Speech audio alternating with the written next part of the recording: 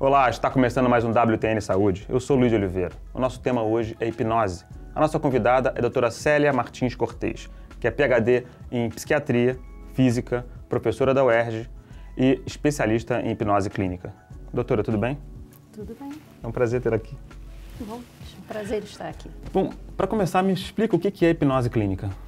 Bom, a hipnose clínica é a utilização da hipnose para fins terapêuticos. Nas últimas décadas, a hipnose tem sido considerada um excelente recurso, tanto na área da psicoterapia quanto da medicina, porque tem um potencial muito grande de resolver, de solucionar ou de melhorar doenças psicológicas e doenças de uma forma geral.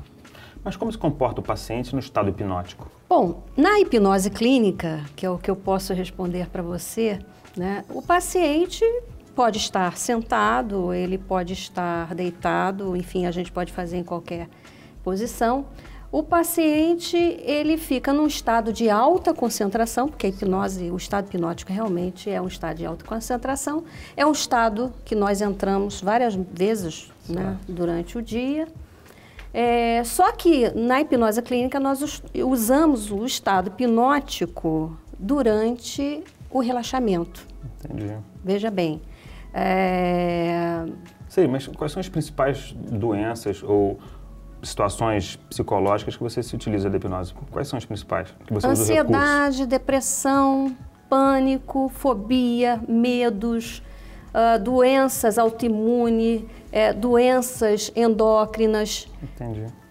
Gastrites. Você pode tratar tudo por hipnose? Tudo com hipnose. Eu percebo que outras atividades estão se utilizando. A senhora é psiquiatra. Sou psiquiatra. E usa a hipnose como um recurso na terapia. Psicoterapêutica. Na psicoterapia.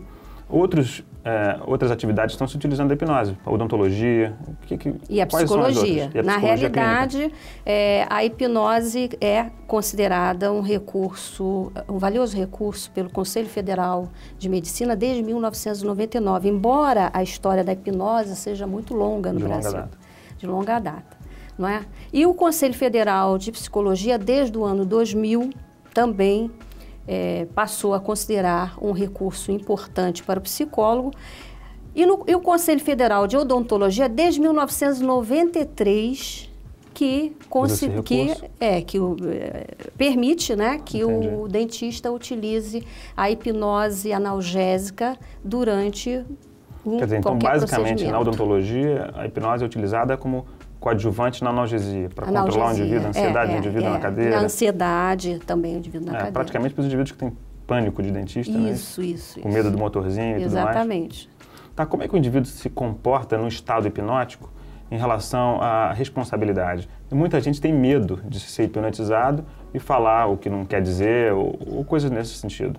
Medo sem fundamento.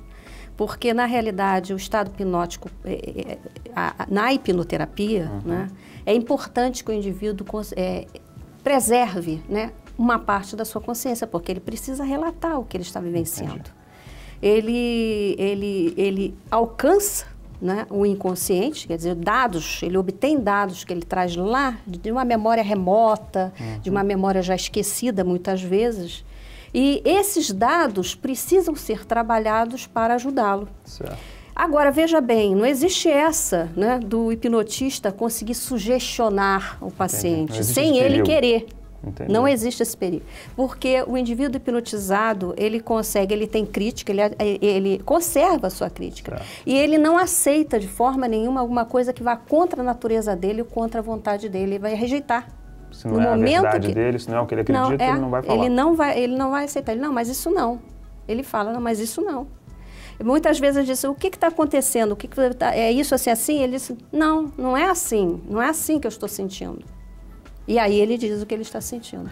Quer dizer, não existe essa possibilidade. A senhora acredita que todos nós somos capazes de ser hipnotizados? Ou seja, eu poderia ser hipnotizado? Ou existe alguma restrição em relação a isso também? Não, toda pessoa de inteligência normal para cima pode ser hipnotizada. A grande dificuldade na hipnose é o indivíduo ansioso, né? Uma ansiedade muito grande, é difícil levar esse indivíduo ao relaxamento, né? Ao ponto dele se concentrar numa ideia ou no problema dele, ou então na voz do hipnotista, e em função disso é difícil levá-lo até o estado hipnótico. Então, eventualmente, pode existir uma dificuldade, uma refratariedade em alguns casos? Pode haver, sim. Se o indivíduo reagir, principalmente? No caso do indivíduo muito ansioso, aquele indivíduo muito materialista, muito ansioso, muito agitado, né? O que nós fazemos normalmente é informar a ele que vai ser um pouco difícil, né? Levá-lo aí ao estado ideal para a terapia e então comunicar, olha, você vai ter que, pelo menos umas 2, 3 vezes, nós vamos ter que treinar esse relaxamento até realmente você conseguir alcançar o estágio. Tem que colaborar, né? Tem que colaborar. Tem que querer se beneficiar desse recurso. Exatamente, como eu disse para você, a hipnose é um estado de alta concentração, certo. Né? Então, é necessário, sem dúvida nenhuma, a vontade do indivíduo para ser hipnotizado. Se ele não quiser, ele não vai ser hipnotizado. É claro. Então, ele tem que colaborar. Em qualquer terapia, se a pessoa reagir, não tem sucesso. Não tem sucesso, não tem sucesso. Na realidade, você até pode fazer um trabalho hipnoterapêutico muito bom, né? Mas se o indivíduo depois ele decidir que ele não quer mudar, entendi. Depois, né, passado um tempo, coisa e tal, ele voltou para casa, ele voltou para os problemas dele, e ele resolveu que ele tem ganho, algum tipo de ganho com aquele tipo de atitude dele, aquele comportamento, ele luta contra o trabalho que ele fez com o terapeuta e, enfim, ele pode realmente, não digo que ele vai destruir completamente o trabalho, vai impedir, mas vai realmente diminuir o efeito. Problema. A senhora acredita que a hipnose pode prevenir algum tipo de doença clínica? Sem dúvida nenhuma. À medida que você pode diminuir a ansiedade, diminuir medos, né? Diminuir medos, consequentemente você vai diminuir as ansiedades, você vai prevenindo doenças.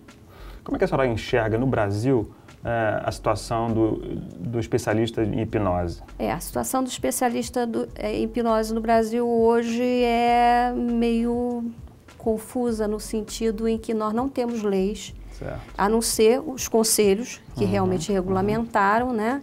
E, a meu ver, a hipnose não pode ser utilizada por qualquer pessoa, certo, sem dúvida nenhuma. Por quê? Né? Justamente porque quando o indivíduo alcança os dados lá certo, dentro do inconsciente, ele obtém os dados necessários, dados que devem ser utilizados e trabalhados para solucionar o problema dele, certo, o hipnotista tem que ser um indivíduo hábil, com bom conhecimento do corpo humano e da mente. Entendi. Então, não pode ser qualquer pessoa. Regulamentado por algum conselho ético, né? Exatamente. Então, bom, mas sem dúvida nenhuma, a hipnose é um excelente recurso terapêutico que a gente tem que conhecer mais, usar mais.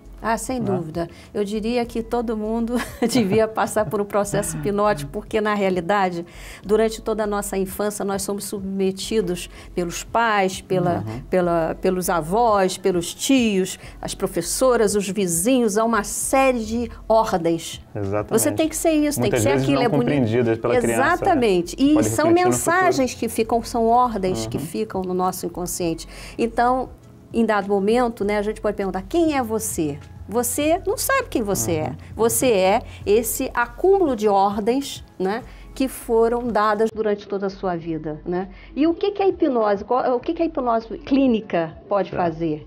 Justamente por trabalhar a nível subconsciente e inconsciente, é o descondicionamento dessas ordens, a liberdade. Libertar você dessas ordens e fazer com que você seja você mesmo. Se redescubra, né? Se redescubra. Achei fantástico, eu mesmo sou candidato. Espero tê-la senhora aqui em outras oportunidades. Foi um prazer. E foi um prazer estar aqui e falar sobre hipnose. Bom, o WTN Saúde fica por aqui. Semana que vem tem mais. Acesse os extras dos links também. Até a próxima.